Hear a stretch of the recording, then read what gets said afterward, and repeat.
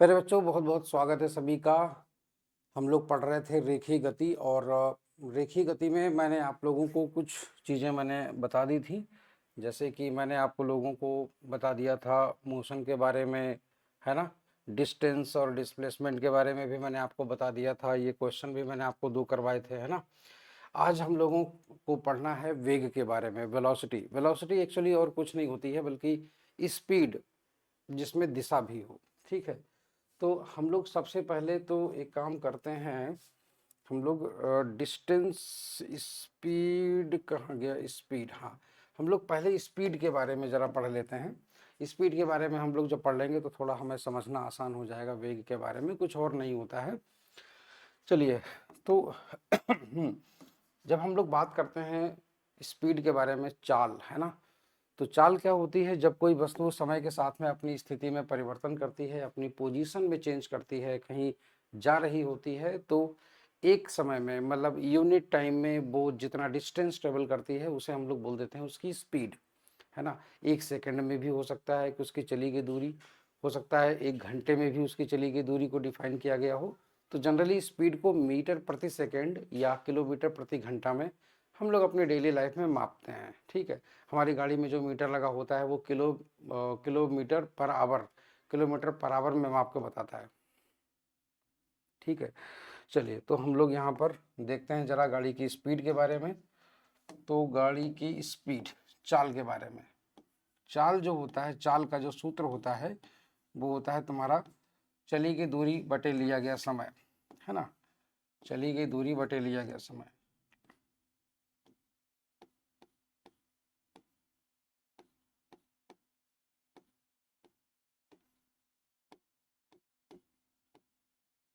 चली गई दूरी बटे लिया गया समय।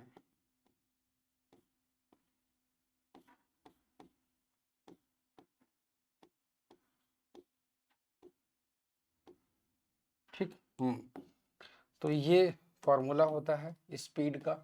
जनरली हम लोग इसको u is equal to s upon t लिखते हैं, ठीक है। और इसकी जो यूनिट होती है, यूनिट, मात्रक, तो जनरली हम लोग मीटर प्रति सेकंड लिखते हैं, ठीक है ना। इसका जो एसआई मात्रक है मीटर, और इसकी जो यूनिट होती है वो होती है सेकंड, ठीक है। मीटर प्रति सेकंड, मीटर प्रति सेकंड, ठीक है। हाँ, तो ये होती है फार्मूला। जनरली हम लोग मीटर प्रति सेकंड में स्पीड को लिखते हैं और किलोमीटर प्रति घंटा की स्पीड से भी लिखते हैं, ठीक है। अब इसके मात्रा की अगर हम लोग बात कर लें, स्पीड, चाल जो होती है, चाल एक अदिश राशि है। ऐसा इसलिए क्योंकि जो दूरी होती है वो तुम्हारी कैसी क्वांटिटी है, दूरी भी तुम्हारी एक अदिश राशि है, ठीक है। ये एक अदिश राशि है और जो समय दिया हुआ है वो भी तुम्हारी एक अदिश राशि है, ठीक है। हाँ, ये भी तुम्हारा एक अदिश राशि है। तो दो अदिश राशियों का जो अनुपात होता है, रेशियो होता है, वो भी तुम्हारा एक अदिश राशि ही निकल करके आता है। इसीलिए हम लोग यहाँ पर लिखते हैं कि जो चाल होती है वो भी तुम्हारी एक अदिश राशि होती है, ठीक है। तो यहाँ पर मैं लिख देता हूँ इस तरीके से, चाल एक अदिश राशि है। चाल एक अदिश राशि है।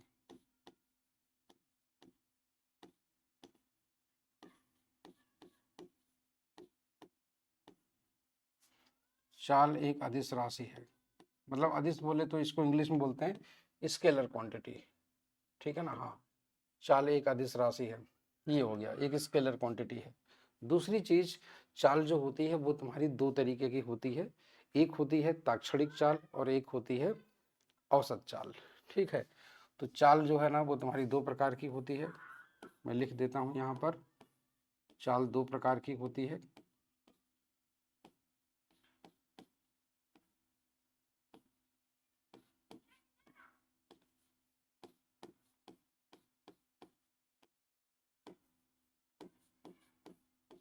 ठीक है। तो कौन कौन सी? नंबर एक, एक है तुम्हारी ताक्षणिक चाल।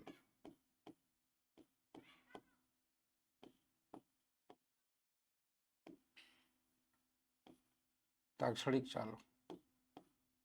और दूसरी होती है तुम्हारी, दूसरी होती है तुम्हारी औसत चाल।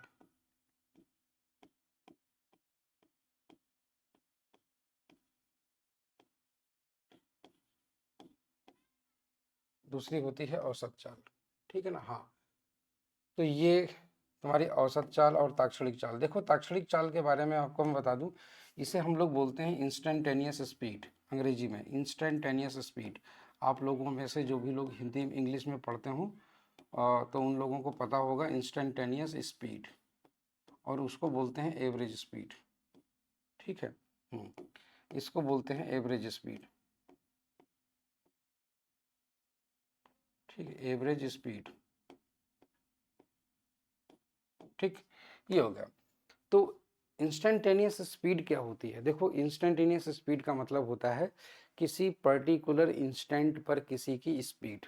जैसे किसी दीवार में एक छेद कर लो और बाहर से एक गाड़ी जा रही हो और गाड़ी का मीटर आपको दिखाई दे जाए, ठीक है, गाड़ी का मीटर आपको दिखाई दे जाए, उस मीटर में जो गाड़ी की स्पीड लिख के आ रही होगी उस समय, वही होती है इंस्टेंटेनियस स्पीड। तो इंस्टेंटेनियस स्पीड नापते कैसे हैं? जनरली हम लोग मैथमेटिक्स में इसको कैलकुलेट करते हैं बहुत छोटे समय अंतराल पर चली गई दूरी, मतलब इतना छोटा समय कि जो जीरो से तनिक सा बड़ा हो मगर जीरो ना हो, है ना, क्योंकि जीरो समय में तो कोई गाड़ी चल नहीं पाएगी। तो जीरो से तनिक सा बड़ा 0.1 सेकेंड मान के चलो, तो 0.1 सेकेंड कह सकते हो, 0.01 सेकेंड भी कह सकते हो। तो पर्टिकुलर किसी इंस्टेंट पर जो गाड़ी की स्पीड है, जैसे आजकल जो डिजिटल मीटर आते हैं गाड़ियों में, तो उनमें जब हम लोग एक्सेलरेटर को खींच रहे होते हैं तो वो पर्टिकुलर इंस्टेंट की स्पीड दिखा देता है, वही होती है इंस्टेंटेनियस स्पीड, ठीक है। चलिए, तो हम लोग आगे की दिशा में ज़रा बढ़ते हैं और देखते हैं ज़रा कि औसत चाल तुम्हारी क्या होती है, ठीक है। तो मैं पहले आपको एक चीज़ बता दूं इंस्टेंटेनियस स्पीड के बारे में। औसत चाल के बारे में हम लोग थोड़ा लंबे से चर्चा करेंगे, क्यों? क्योंकि औसत चाल आपके एग्जाम में खूब पूछी जाती है, ठीक है। तो जैसे इसको हम लोग जनरली फार्मूले में कुछ इस तरीके से लिखते हैं, UINST। INST का मतलब हो गया इंस्टेंटेनियस, और ये होता है तुम्हारा चली गई दूरी मान लेते हैं S, और ये हो गई लिया गया समय डेल्टा टी।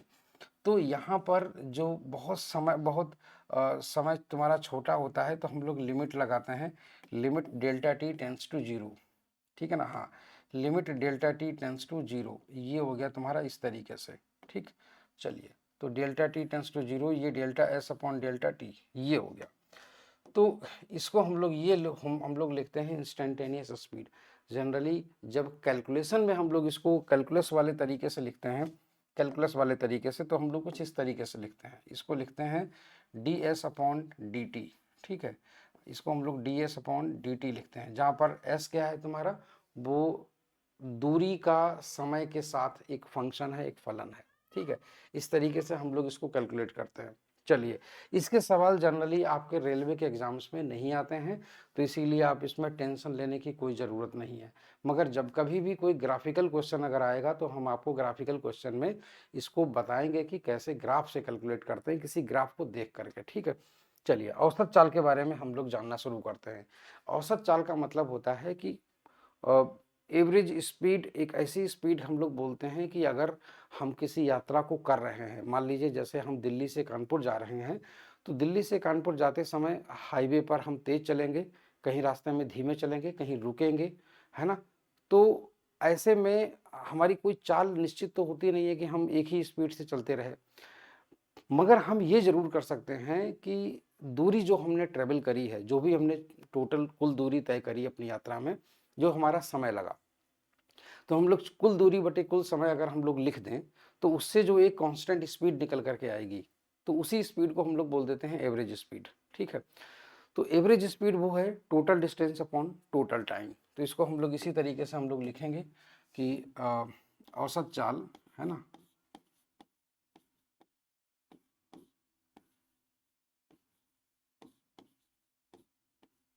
औसत चाल, इसको हम लोग लिखते हैं UAVG, और ये तुम्हारा होता है इस तरीके से total distance upon total time. हाँ, कुल चली गई दूरी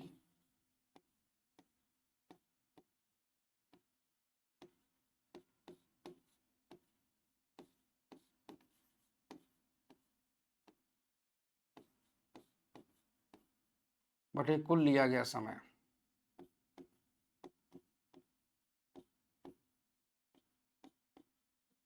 लिया गया समय,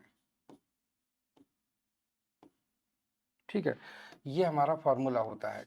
इसको हम लोग जनरली जब हम लोग लिखते हैं तो डेल्टा एस करके लिखते हैं, इसको डेल्टा एस टोटल चली गई दूरी, और इसको लिखते हैं डेल्टा टी। ये होता है तुम्हारा एवरेज स्पीड। ठीक है, ये तुम्हारा फार्मूला बन जाता है। जैसे कि इसके तुम्हारे कई सारे केस होते हैं। ठीक है, इसके कई सारे केस बनते हैं। जैसे फॉर एग्जांपल देखिएगा, केस नंबर 1,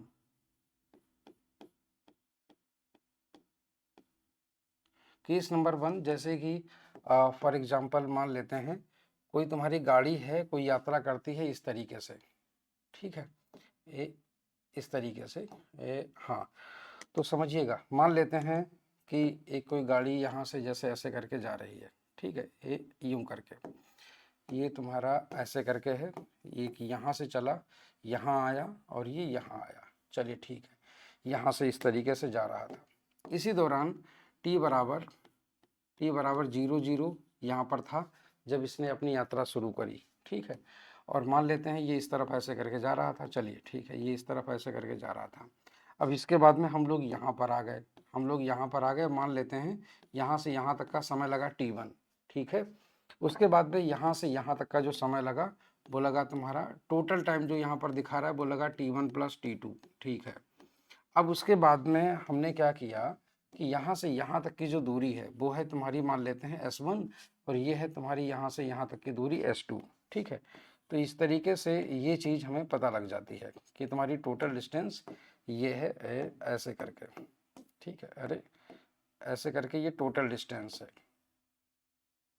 ये इस तरीके से, ये इसकी टोटल डिस्टेंस है, ये ऐसे करके, ये यूं करके। ठीक है, दूसरी चीज़, अब इसकी ये वाली टोटल डिस्टेंस यहाँ से यहाँ तक की आ गई ऐसे करके। ठीक है, ऐसे करके। ठीक है, अब आप समझिएगा, हाँ चलिए, ये S1 और ये तुम्हारी S2, तो जो तुम्हारी टोटल डिस्टेंस निकलेगी ना, टोटल डिस्टेंस वो हो जाएगी T1 S1 + S2। तो ऐसे में जब हम लोग एवरेज स्पीड निकालते हैं तो total distance upon total time, तो ऐसे में ये तुम्हारा केस नंबर 1 है। और ऐसे में हम लोग लिखेंगे कुल चली गई दूरी, तो यहाँ से हम लोग लिखेंगे औसत चाल। औसत चाल का तुम्हारा फार्मूला क्या यहाँ पर बनेगा, औसत चाल का तुम्हारा फार्मूला, हाँ,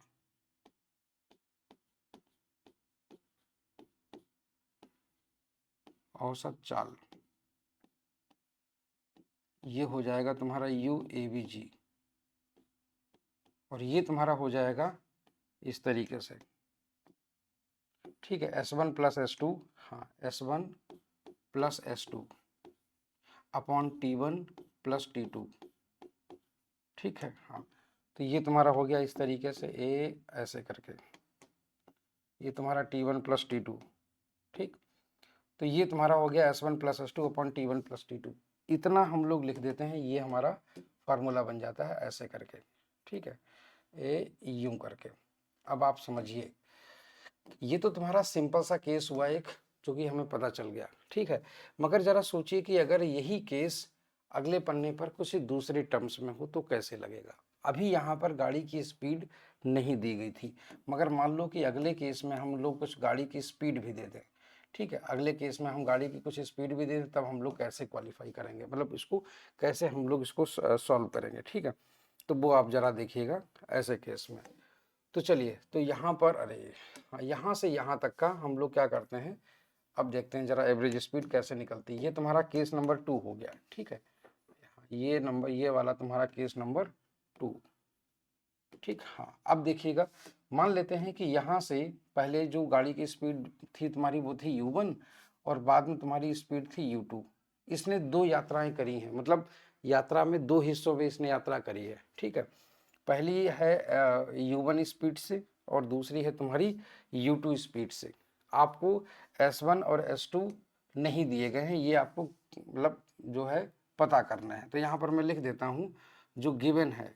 ठीक है, तो यहाँ पर हमें क्या क्या चीज़ें दी गई हैं, तो तुम्हारा T1 और तुम्हारा T2 दिया गया है। ठीक है ना, ये तुम्हारा दिया गया है क्वेश्चन में, ऐसे करके समय दिया जाता है कि, ठीक है, और मान लेते हैं कि इसने स्पीड दे रखी है। ठीक है, हाँ, और साथ में तुम्हारा U1, U2 दिया हुआ है। ठीक है, ये इसने दे रखा है ऐसे करके इतना। अब आप मुझे बताइए S1 और S2 इसके नहीं दिए गए हैं, ठीक है। तो यहाँ से S1, S2 नहीं दिया गया है, ठीक है ना। हाँ, तो ये चीज़ इसने नहीं दी गई है, नहीं दिया गया है, ये चीज़ नहीं दिया गया है। तब हम लोग क्या करेंगे, तब हम लोग सबसे पहले कैलकुलेट करेंगे ऐसे करके, ठीक है। तब हम लोग सबसे पहले S1 और S2 कैलकुलेट करेंगे। तो S1 और S2 हम लोग कैसे कैलकुलेट करेंगे, आप ज़रा ध्यान से देखिएगा। तब हम लोग सबसे पहले कैलकुलेट करेंगे S1 बराबर, है ना, S1 बराबर विल बी इक्वल टू, ये तुम्हारा हो जाएगा, जब हम लोग चली गई दूरी को कैलकुलेट करते हैं तो चाल गुणा समय करते हैं। यहाँ से यहाँ तक का जो समय है वो है तुम्हारा T1, तो यहाँ से हम लोग लिखेंगे U1 मल्टीप्लाइड बाई T1, ठीक है ना। ऐसे ही तुम्हारा S2 बराबर तुम्हारा कितना हो जाएगा, U2 मल्टीप्लाइड बाई T2, क्योंकि यहाँ से यहाँ तक की जो दूरी है, मतलब जो समय लगा है वो तुम्हारा T2 लगा है। तो तुम्हारी जो टोटल डिस्टेंस हो जाएगी वो तुम्हारी कितनी हो जाएगी, कुल दूरी, कुल चली गई दूरी तुम्हारी कितनी हो जाएगी वो हम लोग निकाल लेते हैं, ठीक है ना। कुल चली गई दूरी, कुल चली गई दूरी, और वो तुम्हारी हो जाएगी कितनी, डेल्टा एस हम लोग लिखते हैं। तो delta s and this will be equal to S1 plus S2, और ये तुम्हारी हो जाएगी कितनी, U1 इंटू T1, ठीक है, प्लस तुम्हारा U2 इंटू T2, प्लस तुम्हारा U2 इंटू T2, ये तुम्हारा, ठीक है। ये हो जाएगा तुम्हारा कुछ इस तरीके से ऐसे करके, ठीक है, U2 इंटू T2। तो ये टोटल डिस्टेंस हो गई। टोटल तुम्हारा टाइम कितना लिया गया, कुल लिया गया समय, तो लिया गया समय तुम्हारा कितना हो जाएगा, डेल्टा टी। तो डेल्टा टी तुम्हारा कितना दिया हुआ है यहाँ पर, this is T1 plus T2, तो ये हमारा T1 प्लस T2 ये समय लिया हुआ है, और ये तुम्हारा हो जाएगा इस तरीके से T1 प्लस T2। अब हम लोग ईजिली चली गई, मतलब जो स्पीड होगी इसकी एवरेज स्पीड वो कैलकुलेट कर सकते हैं।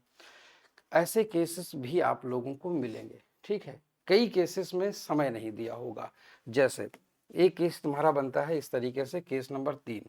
अब केस नंबर 3 में क्या होगा आप समझिएगा। केस नंबर 3 में ये होगा कि आप लोगों को क्या चीज़ नहीं दी गई है वो आप लोगों को बता दे रहा हूँ मैं। जैसे मान लेते हैं ये समय नहीं दिया गया, मान लेते हैं, ठीक है, ये इस तरीके से दूरियां दी गई हैं, ठीक। तो क्या चीज़ दिया गया है वो हम लोग लिख लेते हैं यहाँ पर, ठीक है। हाँ, क्या चीज़ दिया गया है वो लिख लेते हैं। चलिए देखते हैं ज़रा हम लोगों को। हमें दिया गया है U1 U2, ठीक है। पहली स्पीड दे रखी है, उसके बाद दूसरी स्पीड दे रखी है, समय T1 और T2 नहीं दिया गया है, तो हमारे पास में ये डेटा उपलब्ध है। उसके बाद में हमारे पास में चली गई दूरी है S1 और S2, ठीक है। तो यहाँ से हम लोगों को T1 और T2 निकालना पड़ेगा। तो यहाँ से जो हम लोग T1 और T2 निकालेंगे, T1 तो समय हम लोग निकालते हैं चाल बराबर दूरी बटे समय, उसी से। तो चाल बराबर दूरी बटे समय, मान लेते हैं कि यहाँ से यहाँ तक का जो समय लगा वो तुम्हारा T1 लगा, और मान लेते हैं कि यहाँ से यहाँ तक का जो समय लगा वो तुम्हारा T2 लगा। तो हम लोग T2 बराबर निकालेंगे, this will be equal to S1 upon U1, ठीक है। हाँ, और मान लेते हैं कि जो हमारा T2 लगा है, T2, तो T2 की जो वैल्यू हो जाएगी वो हो जाएगी तुम्हारी S2 अपॉन U2, ठीक है, S2 अपॉन U2। तो ये तुम्हारा हो जाएगा इस तरीके से, ठीक है। यहाँ से कुल चली गई जो दूरी है, यहाँ से जो कुल चली गई दूरी, सॉरी, जो तुम्हारा कुल टाइम तुम्हारा निकल आएगा, टाइम T1 प्लस T2, ठीक, ये तुम्हारा टोटल टाइम निकल आएगा डेल्टा टी। तो ये कैसे निकलेगा, ये तुम्हारा दोनों को जोड़ देने पर निकल आएगा। तो हम लोग यहाँ से निकलते हैं औसत चाल, ठीक है। तो औसत चाल तुम्हारी किस तरीके से निकल आएगी, ये तुम्हारा फार्मूला हो जाएगा ए, इस तरीके से, ठीक है। हाँ, तो तुम्हारा औसत चाल बराबर इस तरीके से डेल्टा एस, मतलब S1 प्लस S2, तो S1 प्लस S2 हो जाएगा,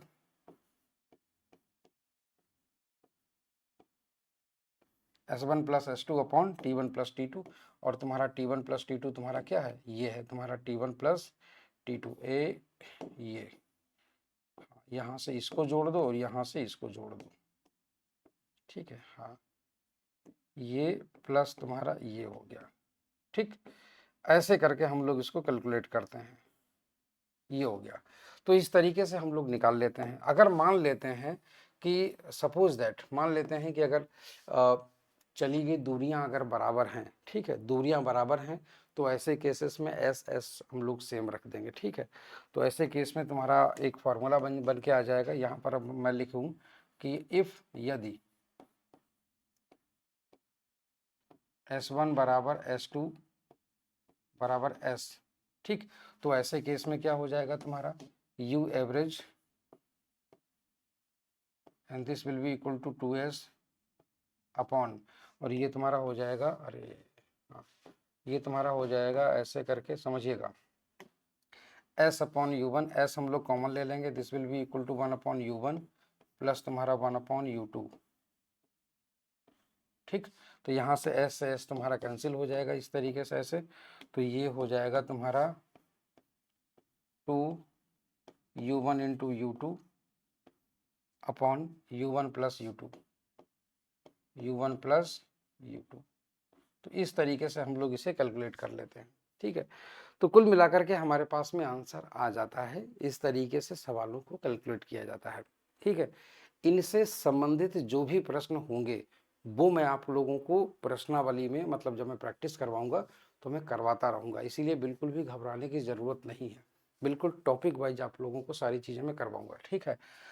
देखिए कई बार ऐसा भी होता है कि वीडियो मेरी आज आई है, हो सकता है कि मैं एक साथ 3 या 4 वीडियो में अपलोड कर दूं, ठीक है। और हो सकता है कि मैं 2-3 दिन ना कर पाऊँ। जनरली क्या होता है कि मैं ऑनलाइन क्लासेस आपको रिकॉर्डेड फॉर्म में इसीलिए दे रहा हूँ सो दैट कि मैं बाकी का जो समय है वो मैं दूसरे ऑफलाइन क्लासेस में थोड़ा सा यूटिलाइज कर सकूँ, क्योंकि मेरा ऑनलाइन का जो प्लेटफॉर्म है वो बहुत बड़ा प्लेटफॉर्म नहीं है, मेरी रीच बहुत ज़्यादा नहीं है, बच्चों से ही बच्चों तक पहुँचती हैं चीज़ें। तो अगर एक अच्छी संख्या में लोग अगर यहाँ से जुड़ते तो मुझे शायद कहीं दूसरी जगह जाकर के क्लास लेने की ज़रूरत नहीं पड़ती, मगर चूंकि लिमिटेड अपने पास में ऑनलाइन की स्ट्रेंथ होती है, इसी वजह से मुझे दूसरी जगहों पर समय देना पड़ता है, और इसी वजह से थोड़ा यहाँ से इकट्ठा मैं वीडियो बना करके जाता हूँ। तो आप धैर्य रखिएगा, कभी ऐसा हो तो परेशान होने की ज़रूरत नहीं है आपको, ठीक है। चलिए, तो हमारे पास में एवरेज स्पीड का फॉर्मूला आ गया ऐसे केस में, और वो तुम्हारा ये वाला हो गया, ठीक है ना। चलिए, तो आगे की तरफ हम लोग चलते हैं। इसको याद रखिएगा इन फार्मूलों को। वैसे अगर आप ये फार्मूले ना याद रख करके अगर आप ये तरीका याद रखते हैं तो आप शायद कभी नहीं भूलेंगे इन तरीकों को, क्योंकि तरीके ऐसी चीज़ें होती हैं जो कभी भी भूलने नहीं देते हैं, ठीक है। चलिए, तो आगे की तरफ हम लोग चलते हैं। ये चीज़ें हमारी क्लियर हो गई। अब आते हैं जरा हम लोग आगे की तरफ, वेलोसिटी की तरफ, ठीक है।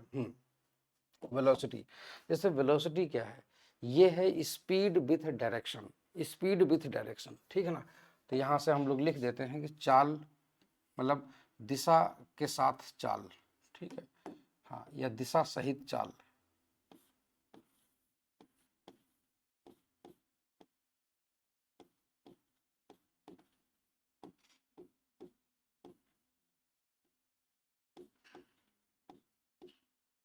ठीक, दिशा सहित चाल। तो ये चीज होती है वेलोसिटी विथ डायरेक्शन।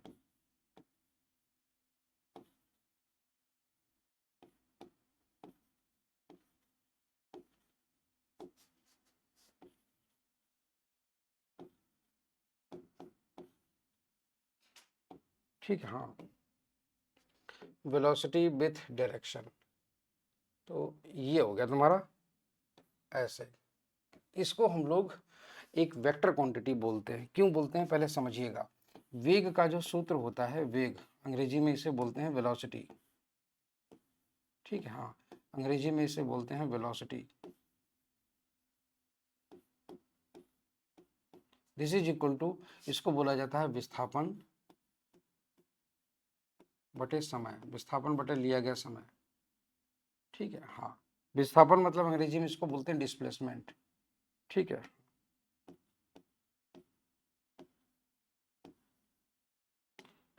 चलिए, तो ये हो गया तुम्हारा वेग। अब देखिएगा जरा ध्यान से यहाँ पर, हाँ हाँ हाँ हाँ हाँ, चलिए, तो ये तुम्हारा वेग का सूत्र हो गया, ठीक है। यहाँ पर ये, अब आप इसको समझिए, ये जो तुम्हारा हाँ, ये जो तुम्हारा विस्थापन है ये तुम्हारा एक सदिश है, ठीक है। ये तुम्हारी एक सदिश राशि है, और जो समय है वो तुम्हारा एक अदिश राशि है, ठीक है। ये तुम्हारा एक अदिश राशि है। तो जो अदिश बटे सदिश बटे अदिश होता है, इसको हम लोग बोलते हैं सदिश, ठीक है। इसीलिए ये भी तुम्हारा एक सदिश राशि है। ये भी तुम्हारी एक सदिश राशि है, ये एक तुम्हारी वेक्टर क्वांटिटी है इस तरीके से। ठीक है, आई होप सो कि ये चीज़ क्लियर हो गई होगी। दूसरी चीज़, ये भी तुम्हारा दो प्रकार का होता है, वेग भी तुम्हारा दो प्रकार का होता है। हम लोग जनरली लिखते हैं, एक लिखते हैं इंस्टेंटेनियस वेलोसिटी, मतलब ताक्षणिक वेग। ठीक है, ताक्षणिक वेग मतलब हो जाता है वही वाला किसी क्षणिक वेग, किसी पर्टिकुलर समय पर वेग, ताक्षणिक वेग। इसको अंग्रेजी में बोलते हैं इंस्टेंटेनियस वेलोसिटी।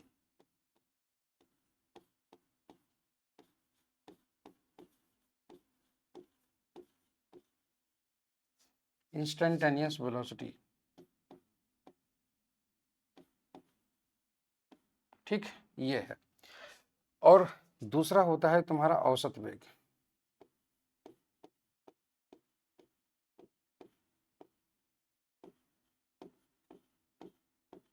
औसत वेग, एवरेज वेलोसिटी।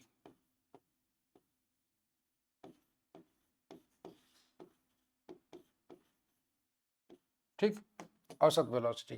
तो तुम्हारा ये औसत वेग तुम्हारा क्या होता है वो समझिएगा जरा। देखिए, इंस्टेंटेनियस वेलोसिटी मतलब पर्टिकुलर किसी समय पर उसका वेलोसिटी क्या है। ठीक है, जैसे मैंने उसका फॉर्मूला आप लोगों को बताया था, इसको लिखते हैं VINST। ठीक है, V इंस्टेंटेनियस, और ये तुम्हारा होता है, यहाँ पर हम लोग समय बहुत कम लेते हैं, तो डेल्टा T टेंस टू 0 हो जाता है, और हम लोग इसको लिख देते हैं delta X upon delta T। ठीक है ना, हाँ, ये इस तरीके से, जहाँ पर X जो हम लोग विस्थापन को डिनोट करते हैं, X से डिनोट कर देते हैं, X से। ठीक है ना। अच्छा, दूसरी चीज़, अब तुम्हारा एवरेज की अगर हम लोग बात करें, एवरेज वेलोसिटी, तो तुम्हारा जो एवरेज वेलोसिटी होता है वो तुम्हारा क्या होता है, वो हम लोग लिख देते हैं V average, and this will be equal to delta X upon delta T। ठीक, वो होता है तुम्हारा delta X upon delta T। ये हो गया तुम्हारा इस तरीके से। ठीक है, तो ऐसे हम लोग इसको, इस चीज़ को लिखा करते हैं। तो ये तुम्हारा नेट हो गया, मतलब कुल विस्थापन, इसको हम लोग बोल सकते हैं हिंदी में कुल विस्थापन बटे लिया गया समय। कुल विस्थापन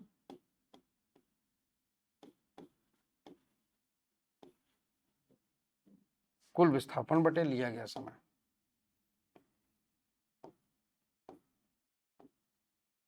कुल विस्थापन बटे लिया गया समय। हम्म,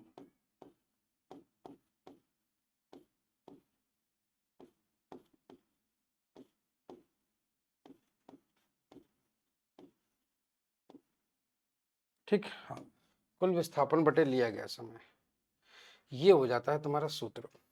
ठीक है, कुल विस्थापन, अब ये क्या है, ये आप लोगों को, जब हम लोगों ने कुछ एग्जाम्पल लिए थे कि कोई व्यक्ति उत्तर दिशा में चला गया, कोई पश्चिम में चला गया, तो वहां पर कुल विस्थापन चली गई दूरी से अलग आ रहा था। उस केस में समय हम लोग इसी तरीके से ऐसे कैलकुलेट करते हैं। ठीक है, जैसे चलिए आगे की तरफ हम लोग चलते हैं। अब देखिए, ये चीज़ तो हमारी क्लियर हो गई यहाँ से।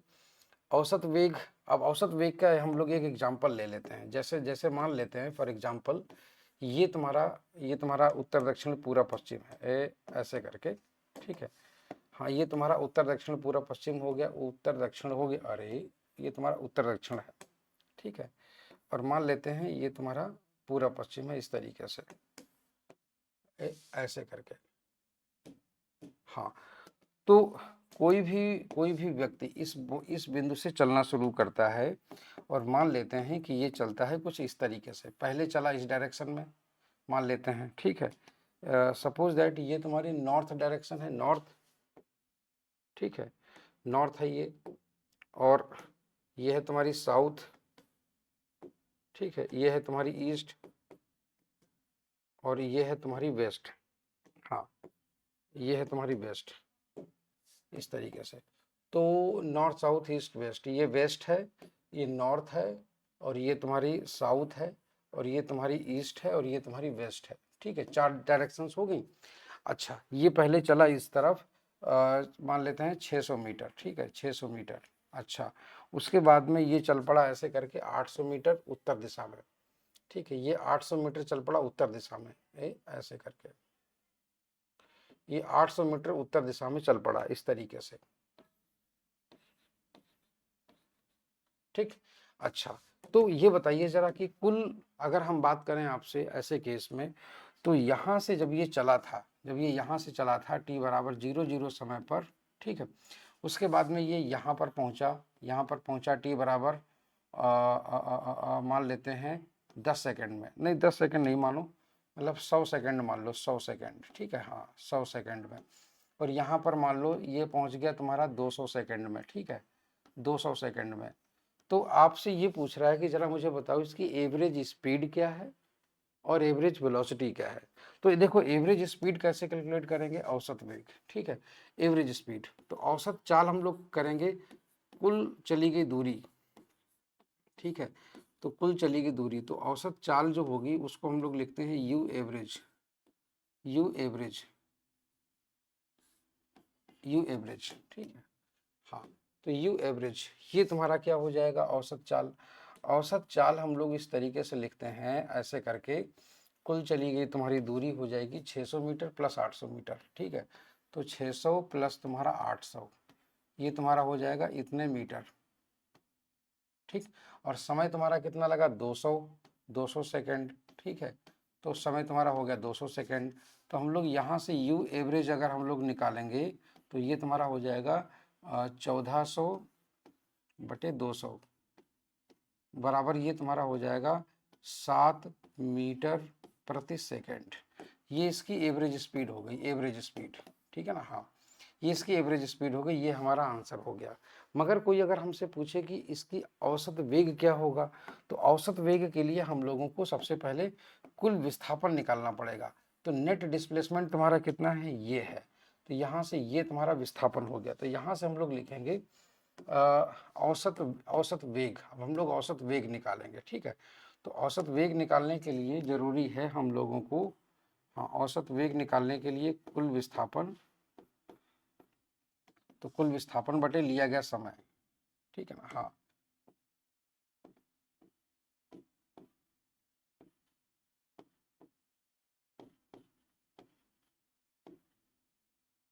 कुल विस्थापन तो ये तुम्हारा हो जाएगा नेट अपॉन कुल लिया गया समय,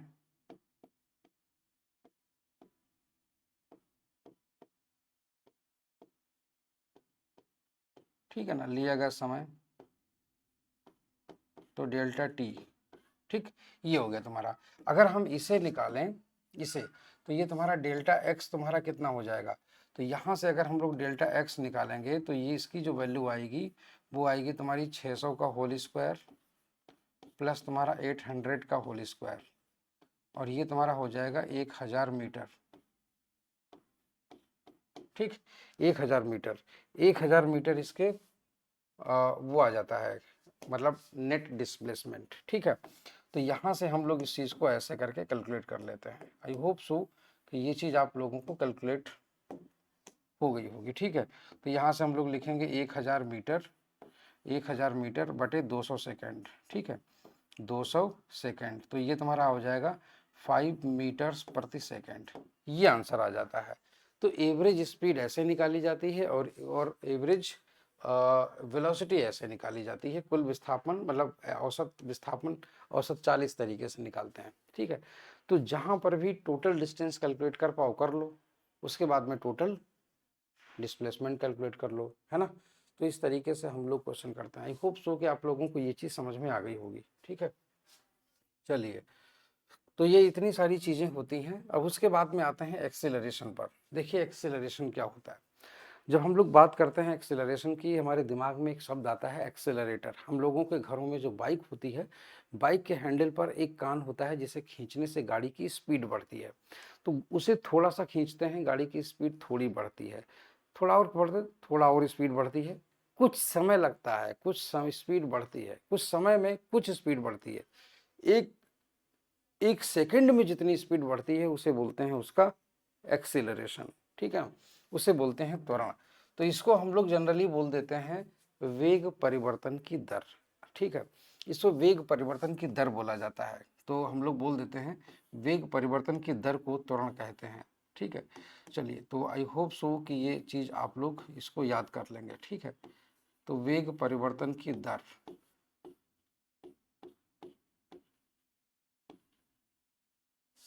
वेग परिवर्तन की दर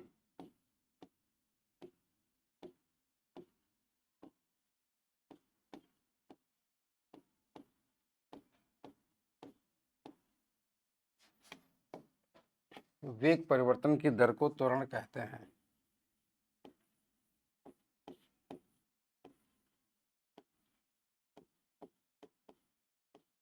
ठीक है, हाँ, वेग परिवर्तन की दर को त्वरण कहते हैं। इसको हम लोग अंग्रेजी में बोलते हैं rate of change of linear momentum, rate of change of linear momentum. ठीक है, चलिए अब जैसे मान लेते हैं कि कोई गाड़ी चल रही है, फॉर एग्जांपल ऐसे करके कोई गाड़ी जा रही है। ठीक है, तो ये कोई गाड़ी है जो यहाँ से ऐसे करके जा रही है, यूं करके, यूं करके। ठीक है, और कोई गाड़ी यहाँ पर है इस तरीके से ऐसे करके, यूं करके। ठीक है, हाँ, ये यहाँ से जा रही है और मान लेते हैं यहाँ पर आ गई। ठीक, तो यहाँ से इसकी जो स्पीड है वो है शुरुआती, मतलब इसकी जो वेलोसिटी है वो है तुम्हारी u। इसके ऊपर मैं वेक्टर इस तरीके से बनाए दे रहा हूँ, इसका मतलब ये हो गया कि ये वेलोसिटी है, ये दिशा वाला है। ठीक है, और यहाँ पर तुम्हारा ये इसका वेग ये हो गया। ठीक है, इसको बोलते हैं अंतिम वेग, इसको बोलते हैं प्रारंभिक वेग। ठीक है, तो तुम्हारा अंतिम वेग और प्रारंभिक वेग तुम्हारे ये हो गए कुछ इस तरीके से। यहाँ पर तुम्हारा t बराबर तुम्हारा हो गया 0 0, और यहाँ पर तुम्हारा t बराबर हो गया डेल्टा टी, t बराबर हो गया तुम्हारा डेल्टा टी। ठीक है, अब हम लोग इसका एक्सेलरेशन यहाँ से निकालेंगे, तो इसका जो एक्सेलरेशन निकल करके आएगा वो कुछ इस तरीके से आएगा ऐसे करके। ठीक है, ये तुम्हारा एक्सेलरेशन ए होगा ऐसे। ठीक है, इसको हम लोग ऐसे डिनोट करते हैं स्मॉल ए से। ठीक है, चलिए, तो अब हम लोग यहाँ से लिखते हैं वेग परिवर्तन। पहली चीज़ तो हम लोग लिखेंगे डिनोशन कि कोई गाड़ी जा रही है और इसका वेग पहले u था और उसके बाद में उसका वेग v हो गया। ठीक है, तो u क्या है, किसी गतिमान वस्तु का, हाँ, u क्या है, u ये है तुम्हारा किसी गतिमान वस्तु का प्रारंभिक वेग, किसी गतिमान वस्तु का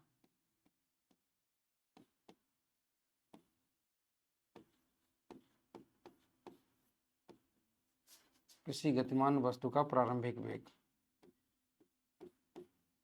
देखिए, वेग में दिशा और परिमाण दोनों होते हैं। ठीक है, तो एक चीज आप हमेशा ध्यान रखिएगा, किसी गतिमान वस्तु का प्रारंभिक वेग है ये। ठीक, ये कुछ इस तरह से, हाँ चलिए, ये हो गया तुम्हारा किसी गतिमान वस्तु का प्रारंभिक वेग। ठीक है, अच्छा, दूसरी चीज ये v क्या है, v ये है तुम्हारा किसी गतिमान वस्तु का अंतिम वेग, किसी गतिमान वस्तु का अंतिम वेग, किसी गतिमान वस्तु का अंतिम वेग।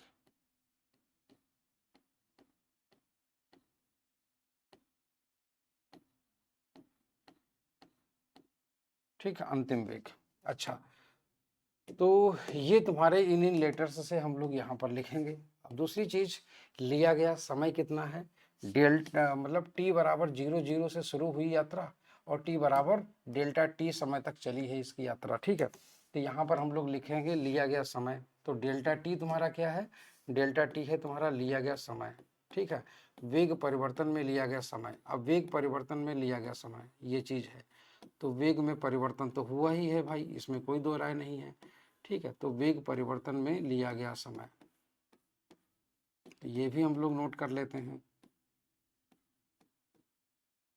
तो हमारे पास जो समय होगा, त्वरण होगा, वो होगा तुम्हारा कुछ इस तरीके से। ठीक है ना, हाँ, तो त्वरण, अब ए जो होगा वो होगा तुम्हारा त्वरण। तो हम लोग परिभाषा के अनुसार जब यहाँ पर वेग में परिवर्तन देखेंगे, ठीक है ना, हाँ, तो हम लोग देखेंगे कि त्वरण बराबर, ठीक है, त्वरण, त्वरण को हम लोग स्मॉल ए से डिनोट करते हैं, स्मॉल ए से, अरे ठीक, स्मॉल ए से डिनोट करते हैं, स्मॉल ए, और ए बराबर हम लोग लिखेंगे वेग में परिवर्तन बटे लिया गया समय।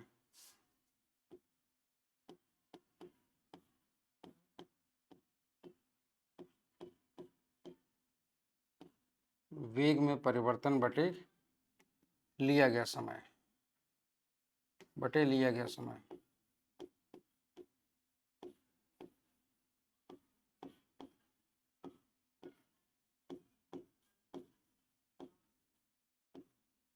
ठीक है।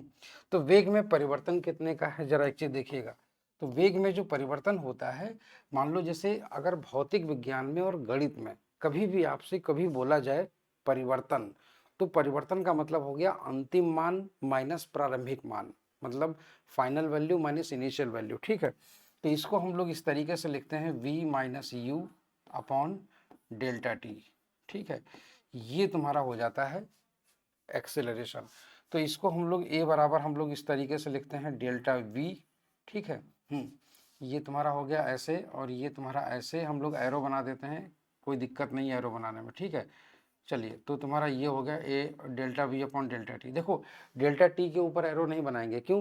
क्योंकि समय जो है ना वो वेक्टर नहीं होता है, स्केलर होता है।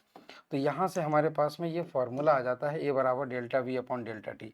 जनरली हम लोग जब परिमाण के बारे में लिख रहे होते हैं, परिमाण के बारे में, तो हम लोग simply v minus you upon delta T लिख देते हैं इस तरीके से। ठीक है। तो ये सिर्फ परिमाण के बारे में है। दूसरी चीज, इसकी यूनिट क्या होती है वो आप जरा ध्यान से देख लीजिएगा। अगर हम लोग इसको ऐसे करके लिखें, ठीक है, हाँ, मात्रक, इसमें यहाँ पर हम लोग मात्रक का एनालिसिस कर लें, मात्रक। ठीक है। हाँ, तो मात्रक के बारे में अगर हम लोग देख लें, तो यहाँ से a बराबर ऐसे लिखा जा सकता है delta v multiplied by 1 upon delta T. ठीक है ना। हाँ, multiplied by 1 upon delta T. तो ये हो गया तुम्हारा। अच्छा, दूसरी चीज, ये तुम्हारा क्या है, ये इसको बोलते हैं मीटर प्रति सेकेंड। ठीक है ना। हाँ, मीटर प्रति सेकेंड, मीटर प्रति सेकेंड। ठीक है। हाँ, ऐसे करके, और multiplied by 1 upon second, 1 upon second. ठीक, मल्टीप्लाइड बाई 1 अपॉन सेकेंड। तो ये तुम्हारा हो जाता है मीटर प्रति सेकेंड स्क्वायर, मीटर प्रति सेकेंड स्क्वायर, मीटर प्रति सेकेंड स्क्वायर। तो यहाँ पर जो त्वरण का मात्रक तुम्हारा बन के आया है वो तुम्हारा क्या बन के आया है, मीटर प्रति सेकेंड स्क्वायर। ये रेलवे के एग्जाम में कई बार पूछा जा चुका है, मतलब ट्रस्ट मी, मेरे देखा देखी कम से कम नहीं तो लगभग हर सेट में ये क्वेश्चन तुम्हारा पूछा गया है, लगभग हर सेट में। इसकी यूनिट तुम्हारी हर सेट में पूछी जाती है ये चीज। ठीक है। तो आप इसे याद रखिएगा, मीटर प्रति सेकेंड स्क्वायर यूनिट होती है, मात्रक होता है किसका, त्वरण का। ठीक है। और त्वरण जो है ना वो एक सदिश राशि होती है, इस चीज को हमेशा ध्यान रखिएगा। त्वरण एक सदिश राशि है। ठीक है। हाँ, त्वरण एक सदिश राशि है। त्वरण की दिशा होती है, पता है? हाँ, त्वरण एक सदिश राशि है।